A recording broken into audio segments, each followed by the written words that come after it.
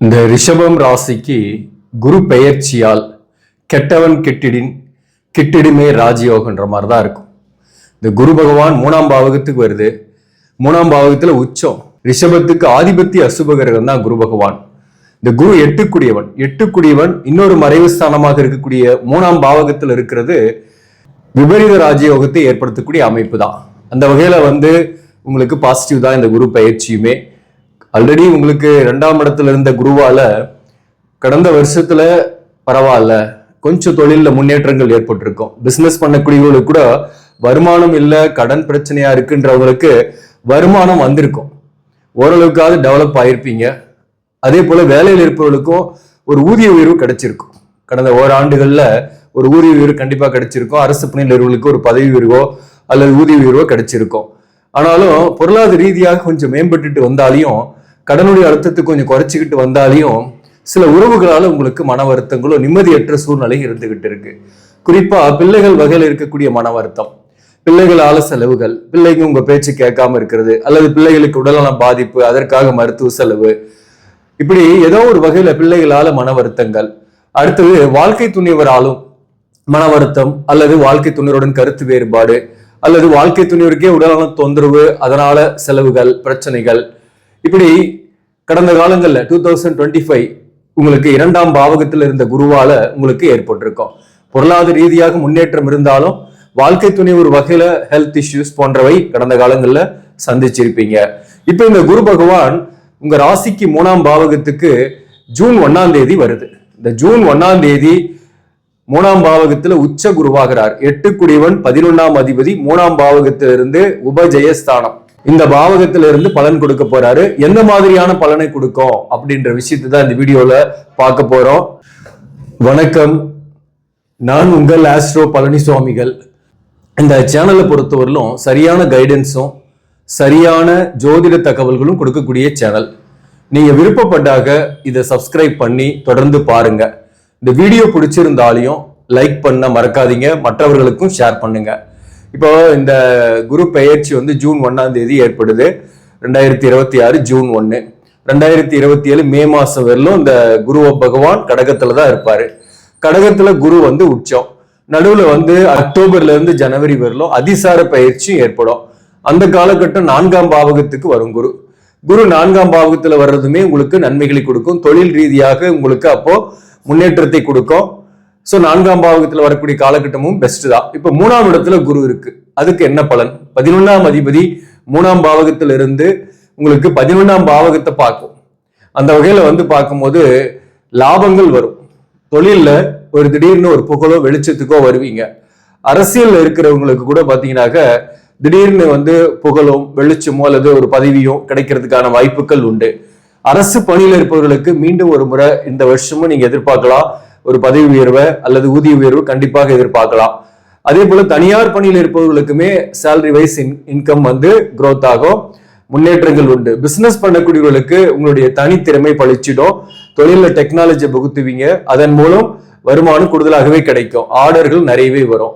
விவசாயம் சார்ந்த துறையில் இருப்பவர்களுக்கெல்லாம் டெக்னாலஜியை பயன்படுத்தி நீங்க சேல் பண்ணும் போது வருமானம் கூடுதலாக இருக்கும். மருத்துவம் சார்ந்த துறை மற்றும் மீடியா சார்ந்த துறையில் இருப்பவர்கள், real estate, civil engineering, computer இன்ஜினியரிங்கில் இருப்பவர்களுக்கும் இந்த காலகட்டத்தில் முன்னேற்றம் உண்டு. நீர் சம்பந்தமான தொழில், அக்கௌண்ட்ஸ், ஆடிட்டிங், இந்த துறைகளில் இருப்பவர்களுக்கும் இந்த காலகட்டத்தில் வருமானம் கூடுதலாகவே இருக்கும்.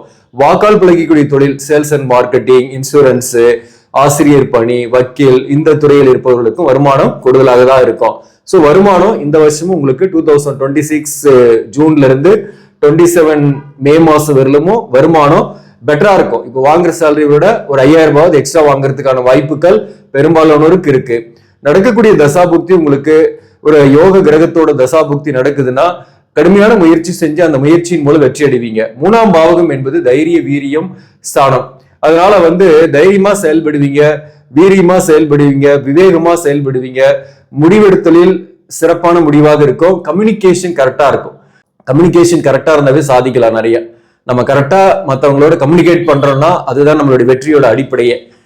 3ஆம் பாவகத்துல குரு பகவான் இருக்கிறதுனால சில பேருக்கு திடீர்னு பயணங்கள்லாம் ஏற்படும். அந்த பயணத்தால் ஆதாயம் வரும். தொலைதூரத்தில் வசிப்பவர்கள் கூட தாய்நாட்டிற்கு வரக்கூடிய வாய்ப்போ அல்லது இங்க இருக்கிறவங்களுக்கு தொலைதூர பயணங்கள் ஏற்படக்கூடிய வாய்ப்போ ஏற்படும். அண்டை மாநிலத்துல வேலை கிடைக்கிறது அல்லது வெளிநாட்டுல வேலை கிடைக்கிறது, விசாவுக்காக வெயிட் பண்ணிட்டு விசா கிடைக்கிறது, இந்த மாதிரி நிறைய பாசிட்டிவான விஷயம் இருக்கு. அதே போல இந்த குரு பெயர்ச்சியால முக்கியமான நன்மைனா இந்த குருவோட பார்வை பாருங்க 7ஆம் இடத்துக்கு உள்ளது, ரிஷபத்துக்கு 7ஆம் இடத்துக்கு உள்ளது. அதனால திருமண வாழ்க்கையில் இருக்கக்கூடிய கருத்து வேறுபாடுகள் நீங்கும், கணவன் மனைவிக்குள் ஒரு ஒற்றுமை ஏற்படும். ஒரே வீட்டுல இருந்தா கூட மிஸ் அண்டர்ஸ்டாண்டிங் நிறைய, நான் பெரியவங்களா நீ பெரியவங்களான்ற ஈகோ கிளாஷ் வேற, இந்த ஈகோ கிளாஷ் மிஸ் அண்டர்ஸ்டாண்டிங் குறையும். எப்பயுமே ஒரு ஏதாவது ஒன்று யோசிச்சுட்டு அல்லது புலம்பிக்கிட்டு ஏதாவது ஒரு கவலைகளிலேயே இருந்து கொண்டிருக்கக்கூடிய ரிஷபராசிக்கு இந்த வருஷம் கொஞ்சம் கிளியரா இருப்பீங்க, பெட்டராகவே ஃபீல் பண்ணுவீங்க. வாழ்க்கை துணைவருக்கு உடல்நல தொந்தரவு பாதிப்பு இருந்தாலும் அது நீங்கும். அதற்காக செலவு பண்ணக்கூடிய மருத்துவ செலவு குறையும். கடந்த காலங்களில் சண்டை சச்சரவு இல்லை, ஆனால் வாழ்க்கை துணைவருக்கு ஹெல்த் இஷ்யூஸு, அதுக்காக பணம் செலவு பண்ணி நிறைய போராடிட்டு இருந்தேன், பாதிப்புக்கெல்லாம் அவங்களுக்கு ஏற்பட்டது அப்படின்னு நினைக்கிறவங்க இந்த வருஷத்தை பொறுத்தவரையில் வாழ்க்கை துணைவருக்கு மருத்துவ செலவு குறையும், கருத்து வேறுபாடுகள் குறையும். திருமணம் ஆகாதவர்களுக்கு திருமணம் ஆகும். வரன் பார்த்து பார்த்து சலிச்சு போச்சு, திருமணம் நடக்குமா அப்படின்னு கேட்கக்கூடியவர்களுக்கு பொது பலனாக நடக்கும். உங்க ஜாதகத்திலையும் தோஷங்கள் இருக்கா, கலஸ்தர தோஷம் இருக்குன்னா கொஞ்சம் லேட் ஆகும், செவ்வாய் தோஷம் இருக்கு 7ஆம் இடத்திலே செவ்வாய் இருக்கு அப்படின்னா கொஞ்சம் லேட் ஆகும், சனி இருக்கு 7ஆம் இடத்துல அப்படின்னாலே கொஞ்சம் லேட் ஆகும். அப்படிப்பட்டவர்களுக்குமே கூட பார்த்தீங்கன்னா பொது பலனாக இந்த நேரத்துல உங்க ஜாதகப்படி ஒரு நல்ல, அதாவது 2, 5, 7, 9ஆம் அதிபதிகளோட தசாபுக்தி அந்தரம் நடக்குதுன்னாக கண்டிப்பா திருமணம் கை கூடிடும். 30 வயசாகி கல்யாணம் ஆகலன்றவங்களுக்கு கூட இந்த காலகட்டத்தில் திருமணம் கை கூடிடும், புத்திர பாக்கியம் உடனே கிடைச்சிரும். ஏன்னா 11ஆம் பாவகத்துக்கு குரு பார்வை இருக்கு, அபிலாஷைகள் நிறைவேறும். அதே போல பயணங்கள் சக்சஸ்ஃபுல்லா இருக்கும். மூத்த சகோதரத்துடன் இருந்து வந்த கருத்து வேறுபாடுகள் நீங்கும். பழைய சொத்தை விற்பீங்க, பழைய சொத்தை வித்துட்டு ஒரு புதிய சொத்து வாங்கக்கூடிய வாய்ப்பு சில பேருக்கு ஏற்படும். சில பேருக்கு பூர்வீக சொத்துல சில வில்லங்கங்களால பிரச்சனையில் இருப்பவர்களுக்கு அந்த பூர்வீக சொத்தோட பிரச்சனை தீரும். அங்காளி பங்காளிகளோடு இருந்து வந்த மன வருத்தங்கள் தீர்ந்து பாக பிரிவினை சிறப்பாகவே இருக்கும். இந்த குரு பார்வை 9ஆம் பாவகத்துக்கு வருது. இந்த 9க்கு குரு பார்வை இருக்கிறதுனால தந்தை வழி சொத்துக்கள் இருக்கக்கூடிய பிரச்சனைகள் நீங்கும், தந்தையால் ஆதாயங்கள் ஏற்படும். ஆன்மீக பயணங்கள்லாம் கூட போயிட்டு வரக்கூடிய வாய்ப்புகள்லாம் நிறைய வரும். சிறுதூர பயணங்கள் நிறையவே செய்வீங்க. அலைச்சலோடு வேலை பார்க்கறவங்களுக்குலாம் அற்புதமான காலகட்டம், வருமானம் வரும், உங்க அலைச்சலுக்கு ஈக்குவலா வருமானமும் வரும். அதே போல இந்த குருவை பொறுத்தவரையிலும் உச்சம் பெற்று தன் வீட்டையே பாக்குது, சனியை பாக்குதுங்க. சனி குரு காம்பினேஷன் இருக்கு அப்படின்னாவே புதிய தொழிலை செய்வீங்க. சில பேர்லாம் பிசினஸ் ஆரம்பிக்கலான்ற ஐடியாவில் கூட இருப்பீங்க. வேலைக்கே போனா கூட சைட்ல ஒரு பிசினஸ் பண்ணி ஏர்ன் பண்றதுக்கான வாய்ப்புகள் உண்டு. அல்லது சில பேர் ஆல்ரெடி பிசினஸ் பண்ணிட்டு இருக்கிற அந்த தொழில் சரியில்லை அப்படின்னு நினைக்கிறவங்க புதிய தொழிலை கையில் எடுக்கக்கூடிய வாய்ப்பு உண்டு. அல்லது ஒரு நல்ல வேற ஒரு டிபார்ட்மெண்ட் போய் ஒர்க் பண்ணுவீங்க, ஒர்க் பண்றவங்களா இருந்தாங்க அது இடம் உங்களுக்கு பாசிட்டிவாவே இருக்கும். அதாவது நீங்க ஒரு நல்ல இடமாற்றத்தை எதிர்பார்க்கறீங்கன்னா அது ஒரு நல்ல இடமாற்றமும் வேலை மாற்றமும் ஏற்படும், அது உங்களுக்கு பாசிட்டிவாவே இருக்கும். ஸோ ரிஷப ராசிக்கு இந்த காலகட்டம் ஒரு சிறப்பான காலகட்டம் தான். இதோட நம்ம ஜாதகத்துல கடகத்துல என்ன கிரகம் இருக்குன்னு பாத்துங்க. உங்க ஜாதகத்தை எடுத்து பாருங்க. கடகத்துல ராகு இருந்தா கொஞ்சம் கவனமா இருங்க, பண விஷயத்துல கொடுக்கல் வாங்கல எச்சரிக்கையா இருங்க. கொடுத்தா பணம் திருப்பி வராது. திட்டங்கள்லையும் முதலீடு செய்யறதுல எச்சரிக்கையா இருங்க. ஊக வாணிகங்கள்ல முதலீடு செய்யறத தவிர்த்துருங்க. இந்த ராகு மேல கோச்சார குரு போகும்போது ஒரே நன்மை, புத்திரபாக்கியம் இல்லை அப்படின்னா மருத்துவ ட்ரீட்மெண்ட் எடுத்துட்டீங்கன்னா அது நன்மை, அது புத்திரபாக்கியம் கிடைக்கும்.